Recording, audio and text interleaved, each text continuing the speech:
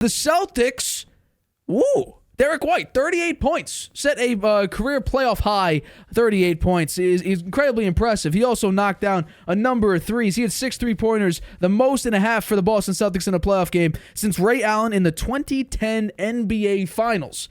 So Derick White decided to go off. However, it's not all great, because what we learned about an hour before the show starts, around 5:30, is that Kristaps Porzingis had a right soleus strain and will miss several games. This is the same injury Giannis Antetokounmpo has, and he missed the entire series of Pacers-Bucks.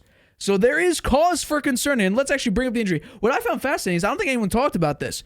Literally, the possession before this injury happened, he actually boxed out against Tyler Hero. He twisted his ankle.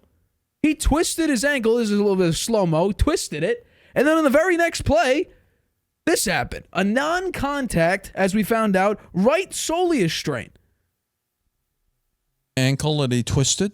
It's a calf on the same foot? No. He twisted his left ankle, this injury on his right calf. Oh. So, Porzingis will miss a number of games. However, they were able to get the win over the Miami Heat in a 102-88 I'd say domination, because at one point they were up all the way 28 points. But I want to know were you impressed with the Celtics' performance last night? Yeah, you got to be. I mean, they did what they had to do. They needed to beat them. They took back the home court advantage, and now they can close it out at home. And as they say in the NBA, it could be a gentleman's sweep. You win 4-1. Right. So I liked the way they distributed the ball last night. Derick White, man, came up big, right? He's really the reason they won. 38 points, 4 rebounds, 3 assists. The other players, the big two, Brown and Tatum. Brown, 17 points, 5 rebounds, 2 assists. Tatum, 20 points, 11 rebounds, 5 assists. Tatum really not that much of a factor most of the game. He got a lot of his points on free throws. Porzingis got hurt, right? He had 7 points and 3 rebounds before he got hurt. Derick White, 38 points, 4 rebounds, 3 assists. Drew Holiday, 11 points, 6 rebounds, 6 assists. That's a nice game. Al Horford, 7 points, 8 rebounds, 2 assists. Pritchard, no points, 2 rebounds, 3 assists. Hauser, no points, 3 rebounds. Cornette, 2 points, 4 rebounds. So, I guess you could call it balanced scoring throughout the lineup. They played quite a few players, and they were ahead the whole game. I mean, they kind of dominated the game. The Heat really weren't in it. Hero and Bam were the big scorers. Bam, 25 points, 17 rebounds, 5 assists. That guy's a great basketball player. He's money. He's tough. He doesn't miss down low. He plays good defense. I like Bam a lot. Hero, 19 points, 4 rebounds, 4 assists. Martin, 18 points, 5 rebounds, 2 assists. And those are the big scorers for the Heat. I think that the fans don't think the Miami fans don't think they're going to win it either. I mean, they showed up late.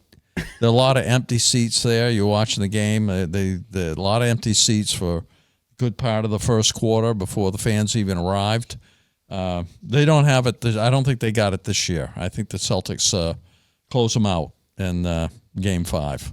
I think they really need to, right? They need to show we are a dominant team here. We won 62 games during the regular season, and the last 5 or 6 games we didn't even try. We could have had maybe 70 wins if we'd really gone after it. So we're the dominant team in the East for sure. And we should be able to make some noise in the finals. We got to get there. It's a failure if they don't get there. So they need to close out the Heat in this game. Absolutely, and especially with the fact that Porzingis, we talked about earlier, Porzingis is going to miss several games. You need that type of rest. Not only that, I mean, you can't cool. I mean, the problem with rest is cooling down. We saw early on is that, the Celtics could get very hot, but the Heat are not going to exactly just bow down and give up. Well, I was saying Game 5 is, Jaime Jaquez is already out for this game. So you're getting rid of a decent playmaker that the Heat desperately need. Caleb Martin, though, he's found his stroke right now. 50% from 3 in Game 4. He had 18 points. Tyler Hero, like you said, had 19 points. Bam's trying his best out here. I gotta give credit to Bam. He's trying his very best to keep this thing close and keep it at least respectable. 25 points, and like you mentioned, 17 rebounds. He also had 5 assists to go along with that. But the Celtics, this was a dominant game, basically from the beginning to the very end. The Celtics had more rebounds, more assists. They also had more steals, fewer turnovers. I mean, the Celtics just went off, and especially Derick White going off. Like I mentioned in the breakdown of this topic, 6 3-pointers is the most in the half for the Celtics in a playoff game since Ray Allen in the 2010 NBA Finals. So Derick White definitely found his stroke. He went 8 of 15 from 3, absolutely going off. Jayson Tatum, another double-double. The thing that concerned me a little bit, though, Jaylen Brown, 6 turnovers. Not great, but it didn't really matter when you win by 14 points. Well, I will say, though, the loss of Porzingis, and that's really what I want to hone in on. The loss of Porzingis, I think, is going to be very, very big because, let's say, they play the Magic or the Cavaliers. The Cavaliers scare the crap out of me just because what they did to the Celtics during the regular season, up by, I think, 20 in the fourth quarter, and somehow you lose that game. That's what I'm a little bit nervous about. Porzingis is second. These are all Celtics rankings, by the way. Second in offensive rating, first in defensive rating, tied for first in box plus minus, tied with Jayson Tatum. He's first in player efficiency rating, first in true shooting percentage. And in the playoffs, he is the best defender that the Celtics have in the playoffs. So he is a massive part of this team, a massive impact player on this team. You lose him, now I'm sure Al Horford will be the starter. He knows the system. He's a long-time vet. He could fill in this role, but you're not going to have the same impact that Porzingis brings. Now, they both can shoot the 3. So it's not like you're going from a slow system of interior scoring, or rather, you're going from a high 3-point efficiency team with Porzingis to now you add Al Horford, and now he can't shoot the 3. He can shoot the 3. But you know what? Coming off the bench, 7 points, not bad at all.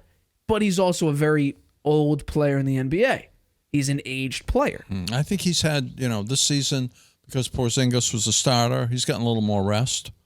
So he may have more in the tank this year than he did last year. He played 34 minutes when Porzingis went out. So right. So he's going to be playing more now.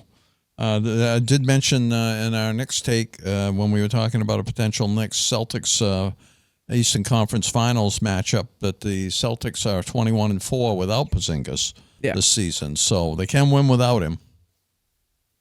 I think it's the regular season, though. We're talking now, it's the playoffs. Yeah, well, they should be able to beat the Heat without him, I think. Tomorrow. I think with the fact Jaquez is out, I think you have a shot. But we're talking about now you go to the next series. The Cavaliers, I picked the Magic to win. I hope they still win. But still, though, the Magic gave the Celtics trouble. The Cavaliers recently gave the Celtics some trouble. So it's not like this is going to be a walk in the park. Even against the Heat, you go into this series like, oh, recent history tells us the Heat are still going to be in the series. And then we see just the fact that, they had one horrible game where nothing really worked. Mm-hmm. And, besides that point, they've been pretty damn good. Celtics' secret weapon, Derick White.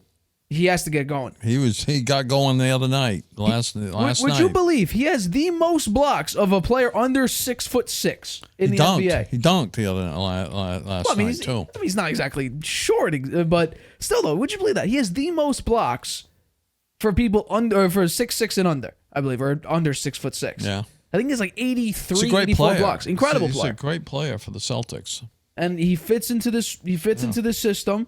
Drew Holiday's a good player, too. He was 11, 6, and 6 there. And a great defensive player. Offensively, though, not great. He doesn't take that many shots, right? He had 11 points. Yeah, 11 points, yeah. They 6 rebounds, 6 assists, too. Well, that's what I'm saying. He's defensive and rebounding. Like, for instance, Al Horford, 8 rebounds. That's pretty good. I'll take that. 6 assists is pretty good, too, I think. Absolutely. Right? I'm not going to disagree with that at all. He had most assists on the team. I'm not disagreeing with you whatsoever. Well, I'm not disagreeing with you whatsoever. Drew Holiday fits his role beautifully. They needed a point guard, and you know what? He has that similar type as Marcus Smart, a defensive point guard, but I think he's a little bit better than Smart when it comes to just pure playmaking. Yeah. He's not as quick. Oh, he's not as quick. I mean, he's also much older than Marcus Smart is. Well, he got a 4-year extension. He did. So he might not be over quite yet. And then Porzingis, during the regular season, his impact with the Celtics was insane. So I think we're going to have to wait and see just how big the loss is. Their game, I believe, is tomorrow. So we'll have to wait and see how the Celtics do without Kristaps Porzingis. Hi, everybody. Thanks for watching. Make sure you subscribe here to get the latest from the show. Also, if you want to check out the full episode, make sure you click the I in the top right-hand corner right now. If you want to listen to this show anywhere you go, make sure you go to anchor.fm/The Harvey Hour or anywhere you get your podcasts.